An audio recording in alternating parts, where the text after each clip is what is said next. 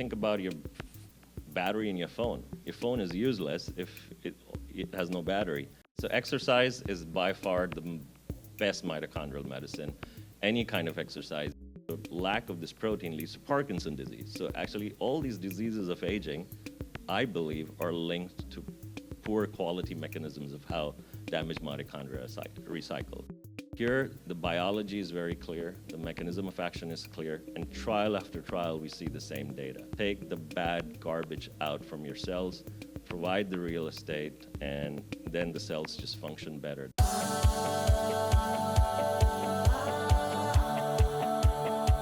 We're living longer than ever, but not necessarily better. Welcome to the Uncover Your Eyes podcast. I'm your host, Dr. Meenal Agarwal. The average person spends the last 16 years of their life battling at least one chronic condition. That's not Healthspan, that's survival. Today I'm joined by Dr. Anurag Singh, Chief Medical Officer at Timeline Nutrition and a mitochondrial health expert, as well as an expert and scientist on Urolithin A. Welcome, Dr. Singh. Thanks for having me, Meenal. Pleasure. So tell me a little bit about your journey, because I know you were into immunology, internal medicine, and you shifted your focus onto just researching mitochondria. Yeah. Why? So 20 years back, I was trained as an internal medicine doctor, much like everybody. You know, after med school, I saw a range of, so I trained in India, so I practiced there for a couple of years, and then I came over to the States. And then I was very fortunate to meet two amazing mentors, both who were physician scientists, and they actually made me really think about the biology of the disease rather than the end result of disease, which is, as clinicians, you see the symptoms, right? So when you're kind of seeing patients at the, you know, as you mentioned, 70s, 80s, when they're falling off the cliff, it's too late, right? So I got very interested, and from my med school days, I was very interested in actually figuring out the pathophysiology of the disease rather than the symptomatology and what you could do. So I ended up actually doing medical research and getting a PhD in immunology as part of that process. And a lot of the work I did was really studying the immune system and what happens to the immune system with aging. And a lot of pointers during those 5 years of intense really discovering pointed to mitochondria, actually. You know, we're studying frailty, for example, which is this multi-morbidity condition that happens with aging where people just can't get up from a chair. But when you would look not at the muscles, the brain, but the immune system was a very critical part of that pathophysiology. So that's how I got into immunology after medicine, and then spent the last 15 years on mitochondria. So tell me, like, we all know that mitochondria are like the powerhouses of our body, but we've never focused on mitochondria in the past. Like, you know, growing up and me going through schooling, we never talked a lot about mitochondria. So do you truly believe that mitochondria and, you know, lacking it or lacking their function is the root cause of all our problems?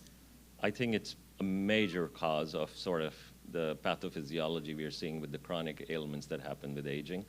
Now we have this understanding of the key biological hallmarks of aging. There are kind of 12 of them clubbed together, but I do believe that mitochondrial dysfunction, and so poor mitochondrial health with aging, is one of the key foundations of good health, and it's actually one of the main parental hallmarks of aging that all these hallmarks tie into. So poor nutrient sensing, epigenetic alterations, they all somehow tie into how our cells, our cellular health is, and behind the cellular health is these powerhouses, as you mentioned, which are, you know, think about your battery in your phone. Your phone is useless if it has no battery. So that's the battery, that's the powerhouse, and that's the mitochondria's role, is to really allow you to be able to even get up from a chair. You need fuel, and that's the energy coming from there. To think, you need fuel.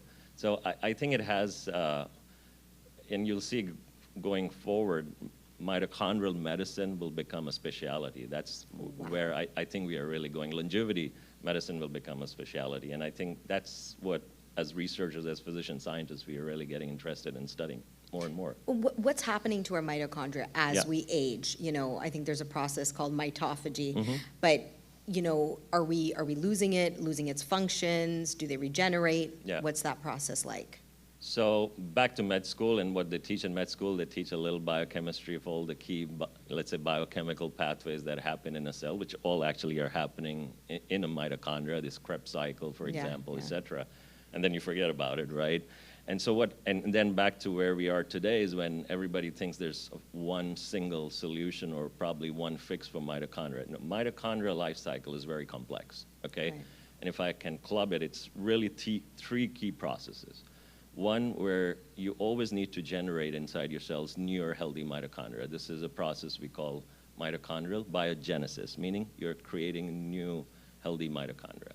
The second key process which is needed is for your current pool of healthy mitochondria, and this is called sort of the bioefficiency process, the bioenergetics of how your mitochondria, the good ones, are behaving.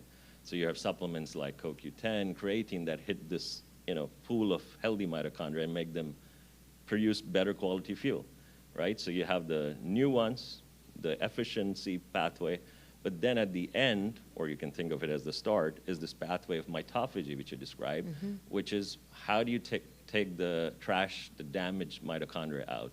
Because what happens with aging is actually in our cells, these damaged mitochondria accumulate over time, right?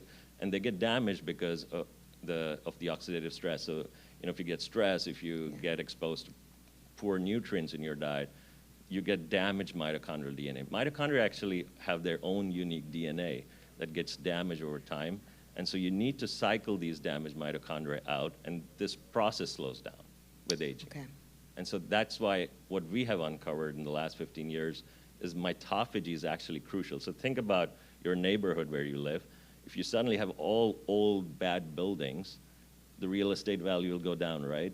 So you need to kind of clean the damaged buildings out to build new ones. So what you're having with aging is really clogging up inside the cell of these damaged mitochondria, and you need to bring the trash, kind of system in place that can clean them out, and that just disappears. And so what we need is nutrients interventions that can kind of activate the mitophagy process. So are these, I want to call them the dead or non-functional mitochondria, are they able to rejuvenate, or are we just getting rid of them? And how are we getting rid of them? Are they pushed out?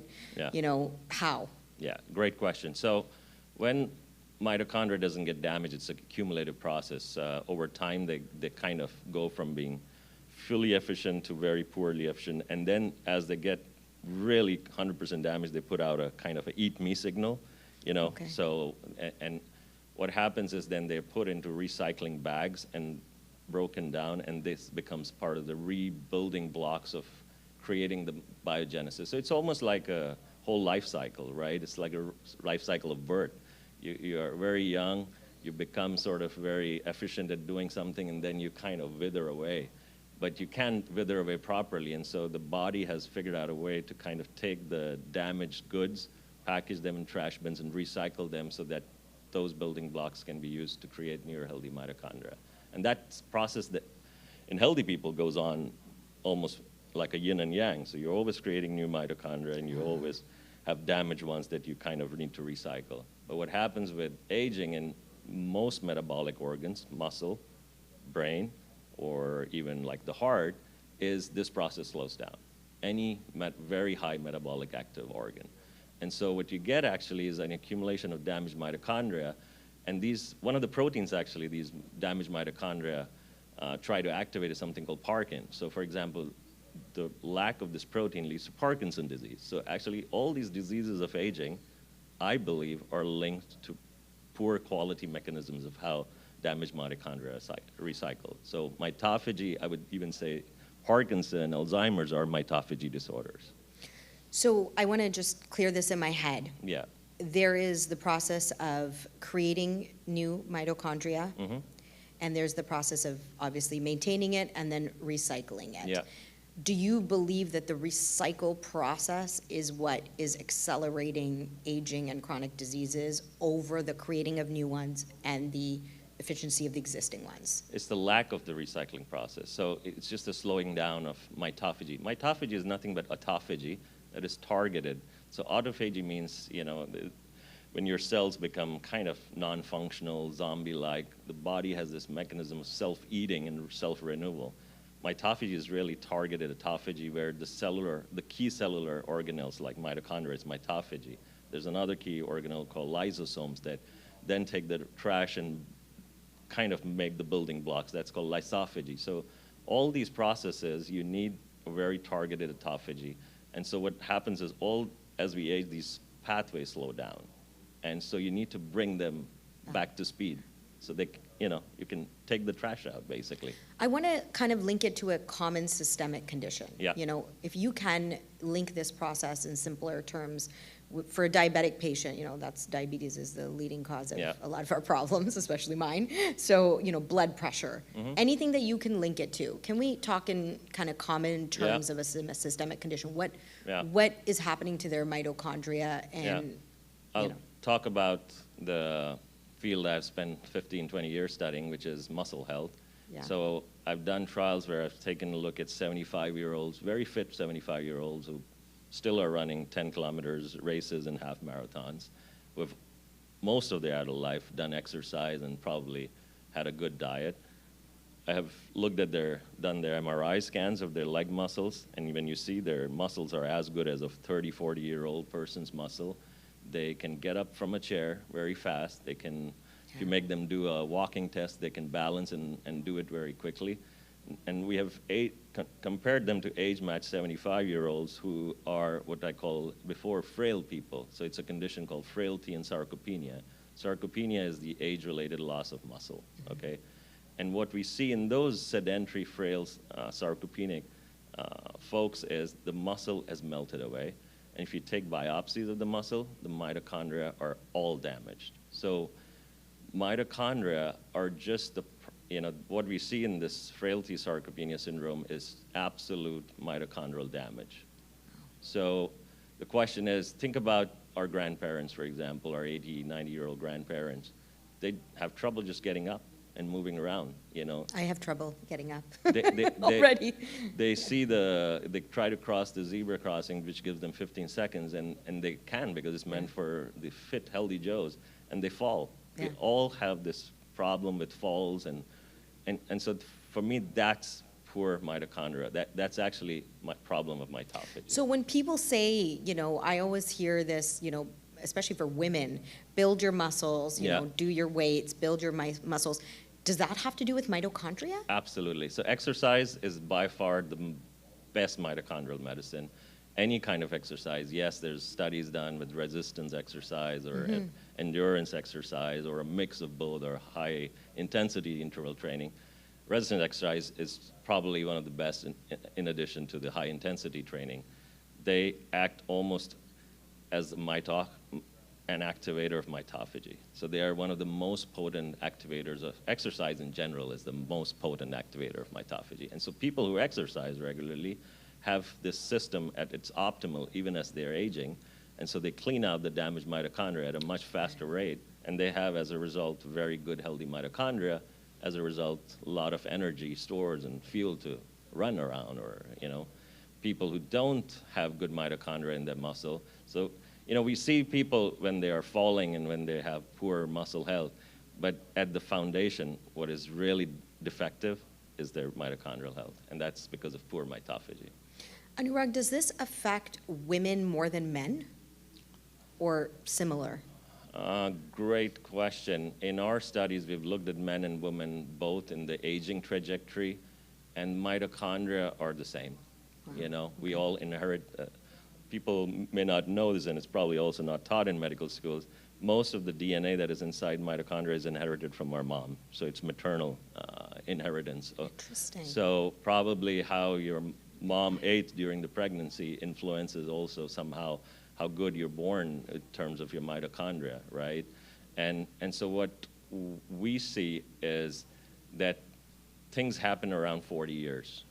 Where all these biomarker shifts and chemical shifts start happening at the mitochondrial level. That's sort of the first peak of aging, as I call it. Then there's after 60, of course, there's another second wave that hits you with all the changes.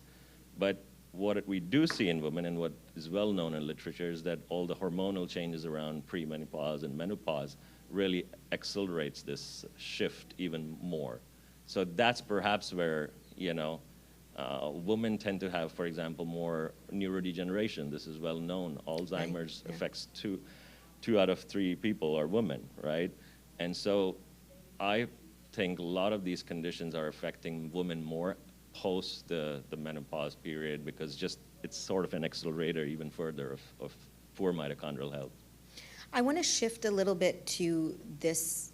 I'm going to call it a compound because I don't know, but Urolithin A. Yeah. What is this? And you've done a lot of research around this, and how is it helping us in our mitochondria? Yeah. So we started out in 2007-8 with the idea. So we looked around. There was really no drug or even nutritional intervention for poor muscle health with aging. And there was definitely a lack of knowledge why poor muscle health was happening. So we spent the first 7-8 years really studying what was causing the poor muscle health. We looked at, as I mentioned, we took biopsies from these super fit 70-year-olds and the frail 70-year-olds, and when we sequenced their muscle to look for biological pathways, the top 20 were all mitochondria. So that's when we got into mitochondrial health, and at that time, all there was, and I spent many years before in the field, take more protein. That was the only advice I would hear all around. Just That's the advice I get. oh, all you're the time. taking, it's not working for you, 10? Well, double it, 20. Oh, 20 is not working for you? Double it, make it 30, 40. And the trials I was running at the time were with high protein, and high protein was not doing anything for this population until you asked them to start moving more, and you made them do a sort of a regimen of a supervised exercise training program. Then protein would work. And so that got me thinking, well, what is exercise doing? And so there was a lot of research coming around exercise being this biggest mitochondrial booster and mitochondrial drug out there. And so we started looking for natural compounds in these superfoods about 15 years back that had similar exercise mimetic-like effects. So could there be compounds in everything we eat hit the same biology as what exercise hits? And so we started looking at soy, we started looking at berries and different kind of polyphenols, but we very much got interested in pomegranate, the fruit, which is also known in many cultures as a superfood and the fruit of God, right, for its vitality and a lot of effects. And within a pomegranate, there are 1,000 bioactive compounds, believe it or not. Wow. They are all polyphenols with immense health benefits. So we went and sourced pomegranates from California, Israel, Spain, Azerbaijan. The pomegranates all look different. The amount of these bioactive polyphenols in pomegranates grown in California look different from pomegranates grown in Spain. So, and then we started going and talking to scientists who were studying pomegranates, because there was a lot of work on pomegranates. And we started doing these first experiments in the aging field, looking at which of these would hit mitochondria. None of them did. It was only one compound, this postbiotic compound, Urolithin A, that caught our interest. And we were working with one of the biggest researchers in mitochondrial area called Professor Johann Obrix in the Swiss Institute of Technology. And we gave him all these 100 compounds. He came running. He's like, there's one compound that everybody thinks is a waste product of the metabolism, but it's actually the one that is doing the job. And that's how we got into the journey of studying Urolithin A. So explain to me exactly what it's doing, well, first of all, is it found in other places? Like, do we get this from foods? Yeah. And who needs to, like, if it's a supplement, who needs to take it? Yeah. And what exactly is it acting on that mitophagy pathway? So we started when we found Urolithin A. So what is Urolithin A? It's actually a postbiotic. So for your audience, they probably have heard about a probiotic. So probiotic are all these beneficial gut microorganisms that inhabit our gut lining. So about 90% of our DNA is probably these germs living in or gut bacteria living in our gut lining. And so these are probiotics, and with the aging changes, we kind of lose some, and so the idea is you can take probiotics and kind of bring your gut flora to its healthy state. Then there's prebiotics, which is the food of sort of these probiotics, and so you take fiber, or you eat a lot of fermented vegetables and foods, and you get these probiotics in their happy state. Now what these probiotics actually do from that food is they generate postbiotics. These are gut metabolites that are actually beneficial to us, the human host. And for many years, people, I think, have obsessed with probiotics, but I think I see the gut pharmacy as a pharmacy where all these metabolites are being kind of generated for us, for our. So what we started looking is actually Urolithin A was the magic or the main compound in pomegranates, but it's not found in pomegranates, okay? So you have the precursors there. If you take 4 pomegranates, crush them and juice them out, and you drink a glass of juice, you need to rely on having these right gut microbiomes that can make the molecule. And so I started studying the Mediterranean countries. So I went to Italy, France. 1/3 people were making the molecule in different levels from the diet. And they eat, by the way, all the Mediterranean people eat berries, nuts, they eat a lot of cheese that is fermented. I came to the US. So you're not really getting it from those food sources? Well, they're getting it, but they just don't have the right gut microbiome. So 2 out of 3 people don't have it. Now, why they don't have it? Well, probably not everybody is eating a bowl of berries and nuts or fermented products or drinking a glass of pomegranate juice every day. Second is they just don't have the right gut microbiome. It's lost. Okay. I've tested myself. I don't make it. And I believe it's my growing up years in India, where I come from, where I took a lot of antibiotics in my first 5, or my doctors gave me a lot of antibiotics. And that just crushed my microbiome and set it for life. So a lot of people, and then I came to US, the 30%, the 30-40% of Europe became 10% in the US. So only 1 out of 10 people in the US were making Urolithin A. And then I said, well, I'll give them the bowl of nuts every day. I'll give them the glass of juice. Let me see how much I can push. From 10%, I could push it to like 30-40%. So even when you provide the food, the gut microbiome doesn't exist. So majority of people didn't make it. And so that got us into the idea of supplementation with Urolithin A. And so we manufactured Urolithin A, and we started to study its effects on the body level. And it became very clear that it's one of the most potent mitophagy activators, the process that we were just talking about. It's hitting sort of the same biology as what you see with exercise. So it's almost like an exercise mimetic. And then we can talk about the different trials, but the first effects were seen in early rodents, where it was almost as good as caloric restriction on sort of longevity pathways that we study. And so we got interested in this molecule long back. So I guess the first step is for people to know. I mean, that, whether it's 10%, whether it's 30%, know if they're making it. Is there a test for this? So that's still evolving. In the company, we have created a test. I've invented a test which allows, with a few drops of blood, with a sort of a dry blood spot test to assess if you are a producer or not. And then you can drink a glass of juice and actually see. But even if you didn't do the test, majority of the world's healthy population just doesn't have it, because nobody will take, so the supplementation, the 500 milligram, and we can talk about the right doses, to get enough supplement levels, you'll have to drink like 6 glasses of juice, which is crushing 24 pomegranates.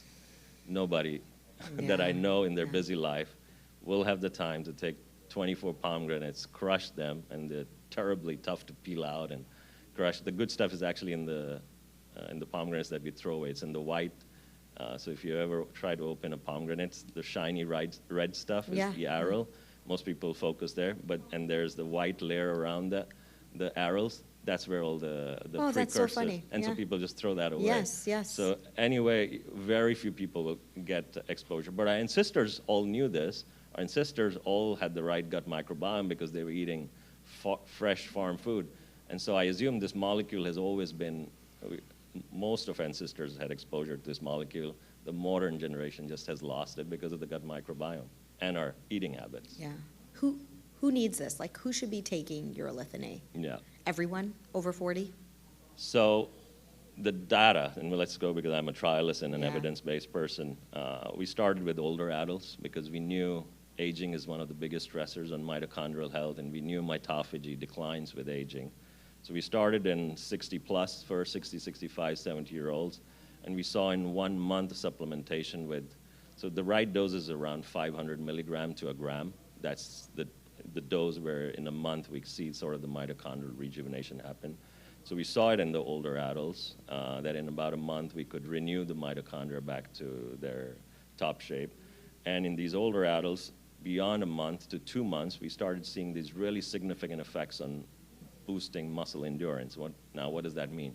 So if you make a 70-year-old do a leg press test, how long can they keep doing it before their muscles fatigue and they have enough lactate, and they say, oh, I'm not going to stop, they stop doing it. How further can they keep doing it? And you need energy for that, right? Yeah. So you need fuel, and that's the de facto way to look at, and they were about 20% better.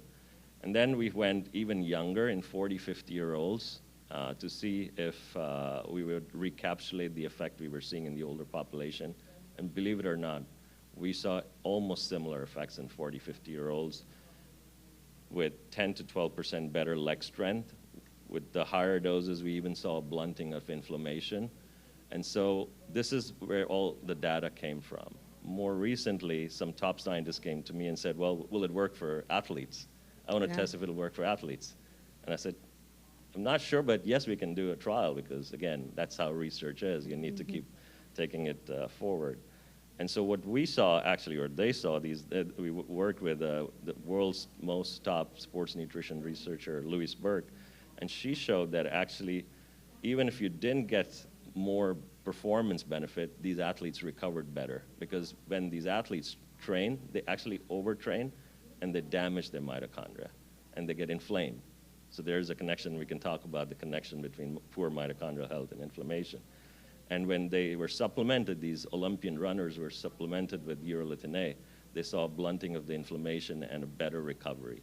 So that's the data we have. We have data. So back to there's a long answer to your short question, who can take it? I think anybody who's healthy and adult can take this molecule. It's safe to take it. Yeah. I would highly recommend anybody over 40 because that's what our science and biology is showing. That's when the first peak of all the changes, the seismic shifts of aging happen. And that's definitely the population that should take it, these 40 plus. And I would actually recommend if you have other issues, fatigue issues, then you should take the higher dose of a gram. But I have, I've heard of top athletes taking it, basketball teams taking it, so it's for everybody. Now, there are other supplements, that have other compounds, in it, probably for that middle phase of mitochondria. Yeah. So should you be taking both? Or, what kind of supplementation should they be doing? Yeah.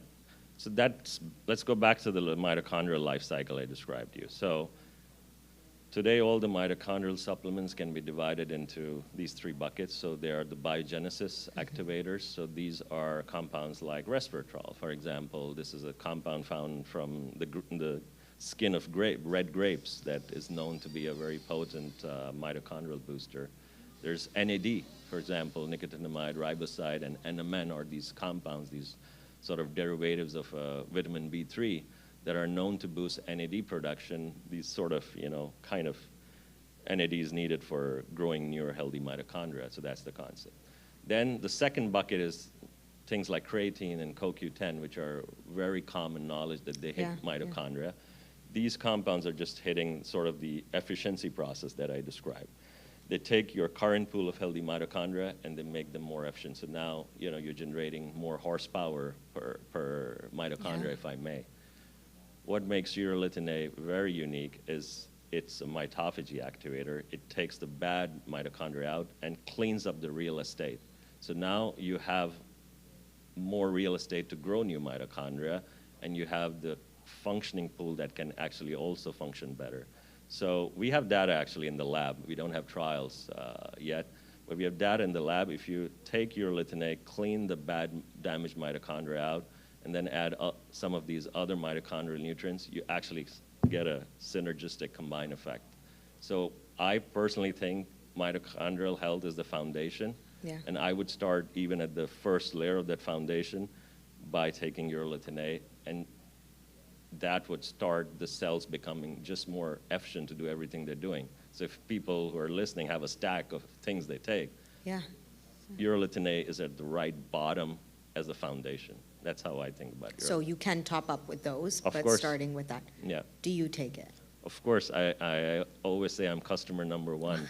Again, I'm a evidence-based person, and I have spent 15 years studying and have studied many other interventions in my career before. Trial after trial, what we see is actually the same biology. And before I came into the picture, there were other professors who, across species, so they've gone and studied models that happen sort of in DMD, which is a muscle disorder that happened early in aging with kids, for example. They saw the same mechanism happening. So problem today we have in the nutrition field is nobody knows how does vitamin C or vitamin kind of all these vitamins, I mean, they know they're helpful, but what is the mechanism of action? People don't have much of a clue. Yeah. Here, the biology is very clear, the mechanism of action is clear, and trial after trial, we see the same data, which is take the bad garbage out from your cells, provide the real estate, and then the cells just function better, the mitochondria function better. So I take it between when I am traveling, for example, right now, I live in Switzerland, I up the dose, or if I feel, I take about 1 gram usually, but if you're doing everything, if you're taking stag, you're doing exercise, you're doing intermittent fasting, then 500 milligram is a very good dose, and a lot of people take that dose and see effects as well. In terms of inflammation, you did touch on inflammation a little bit. Yeah. Can you explain, I mean, we attribute a lot of our problems to, we use that term very loosely. We're inflamed, arthritis, I'm inflamed. Yeah. I have leg pain, I'm inflamed. Anything, I'm inflamed. I have dry eyes, I'm inflamed. Yeah. So, what does that process look like, and is it truly mitochondrial health? Yeah. So you're right. Inflammation, we are taught, is a whole body process that just keeps happening and gets more accelerated with aging. And now scientists are very clever. They've called it inflammaging. And so it's this sort of accumulative inflammation that keeps on happening. And doctors, all they know is measure hsCRP, C-reactive protein. There's this marker in the blood that you can measure, and that's a very non-specific marker of inflammation. You can go specific and look at some things called soluble factors, like we call them cytokines. So you can look at these soluble factors like interleukin-6, et cetera, in the blood work to see how inflamed you are. But inflammation, I think, is probably in the march of longevity, the first sign that happens. Immune cells are in every organ. They're like police and military, kind of patrolling everywhere. And to function, they need mitochondria. In fact, all cells need mitochondria to function. Immune cells have a very high dependence, and what we see in the immune system as we study aging, there's a gland here called the thymus that just involutes around 20 years of age, and you have nothing left after 30 years. So whatever immune cells are in your body, they're all seated and kind of laid out by the time you hit 20, right? So, and these immune cells get fatigued over time. So what we are seeing now in the latest trial we just came out in Nature Aging is when you take supplementation with a mitochondrial booster like Urolithin A, you kind of give energy to these immune cells. And now they're even more sort of patrolling better wherever they are, whether they're in our skin or mouth or gut, immune cells are everywhere. And by drawing a little amount of blood, we can actually study these immune cells and their mitochondria. And so that's what we did in this paper. What we see is that the immune cells kind of come back. In these 50-year-olds we studied, they look like they are immune cells coming from a 40-year-old, for example. Mm-hmm. We see they have more mitochondria, so they have more energetic capacity to kill an invader. We're in the flu season right now, and so obviously everybody is thinking about vitamin C. Yeah. But that's like this superficial immunity you get. What we are seeing now is a deep reset of the cellular health of the immune cells. And that is kind of, again, that's what mitochondrial health is. It's sort of the foundation of every cell in your body. And that's, even with immune cells, that's what we're finding. And when you fix the mitochondria, you actually stop these remnants of bad damaged mitochondria that somehow leak from cells to inflame our bodies. And that's the connect between mitochondria and inflammation. So you fix your mitochondria, you dampen the inflammation. Wow. Tell me, Anurag, are there, we talked about exercise. Are there other lifestyle, hacks, I want to say? Like, what would be your top 3 lifestyle hacks to help people who want to improve their mitochondrial health? So any type of physical activity, number 1. okay? So just get up from a chair, walk. Best thing that you can do, of course, you can do guided resistance training, you can do your high intensity training, aerobic endurance, whatever. That's the best mitochondrial drug. Second thing is your diet. So intermittent fasting, caloric restriction, so eating 15% less caloric intake is known to hit the same biology. There are trials done by a lot of top experts in the field showing sort of a mitochondrial rejuvenation by just cutting your one meal in your diet or fasting for 16 hours in a day. So that's another option. Advanced supplementation, not just, every vitamin out there, but targeted nutrients like, we talked about NAD, we talked about creatine, and Urolithin A is definitely part of the mix because it's one of the foundational pillars of mitochondrial health. The fourth one, I think, is really sleep. I see a lot of people who have sleep problems also have mitochondrial issues in their circulating immune cells, and so I would say good sleep and good circadian rhythm is probably the four. You asked for three. I said four. Does sleep help rejuvenate the mitochondria, like help them get good rest so that they're more efficient the next day? Is that what sleep is for there?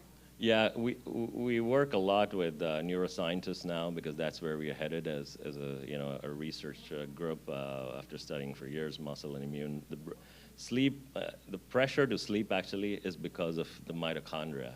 That's a lot of research is saying that mitochondria just need time to our cells need time to there's a lot of research also coming on lymphatics and how we clean waste so I do believe that the pressure to sleep is just a way to kind of clean out the waste from our cells.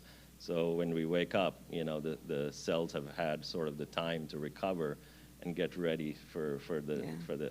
So yes, I actually have a trial going where I'm looking at people with sleep disorder. They have something called REM sleep disorder, and when you kind of image their brains, all that shows up is poor mitochondrial health in their brain, even as they are sleeping improperly. So you can actually see between a 50-year-old who has an REM sleep disorder versus a 50-year-old who's sleeping well, the biggest shifts are in ATP production in their brain. Wow. This has been so great. Thank you, Dr. Singh, for all the information today. Can you tell our listeners where they can find you, and if they want to supplement with Urolithin A, where can they find that? Sure. So we have, of course, taken Urolithin A science and we've advanced it to where we have got all the safety and dossier examined by the FDA, and this is actually now recognized by the FDA as something called GRAS, which means it can be taken as a supplement. So we sell a branded Urolithin A supplement called MitoPure, and if people want to learn more, they can come to the website www.timeline.com. They can follow the science. We can look at all the products with MitoPure Urolithin A. That's excellent. Thank you so much. And we'll link everything in our show notes for our listeners. Yeah. But thank you for your time today. Pleasure, Meenal. Thank you for having me. Thank you, listeners and viewers, for tuning in. If you want to catch more episodes of Uncover Your Eyes, make sure to follow or subscribe on your favorite podcast platform and on YouTube. To learn more about me, follow me on Instagram at dr.Meenal Agarwal. Until next time, keep those eyes uncovered.